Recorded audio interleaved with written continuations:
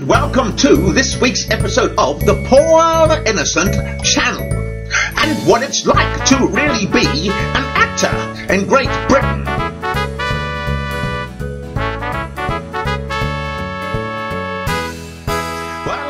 Phone call a few days ago from a friend of mine. It wasn't my agent, and he said to me, "Paul, there's a job going." I said, "Tell me more." So he told me. I got it all down on paper. The following day I shot off for the audition, got there 10 minutes before time, like you do. The casting director wasn't even there. So I said to them, "You do know I've got to go. I've got to leave this place, unfortunately, at a certain time." They said to me, "I'll tell you what, why don't you come in and see the cameraman and we'll take it from there."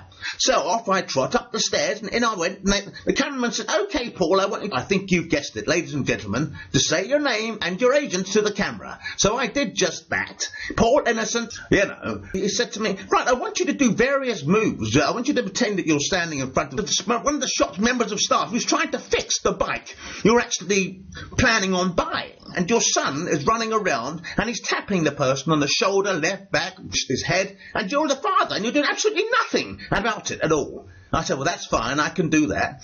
So he said, "Action," and off I went doing my exercises, and he said, doing all this and all that. When the child actually tapped him on the head, I looked round at the child and just went,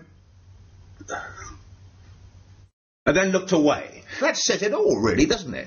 A man obstinate, not really interested in controlling his son, you know. Then I was given another scenario to do, and he said to me, "This time I want you to add some dialogue to it while you're exercising and pretend that the exercises were quite valid in terms of the actual cycle you're going to buy."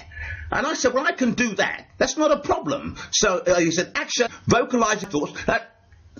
As you can see, the last time I did a calf exercise was back in the day. It's all very stretchy, and it's wonderful, wonderful.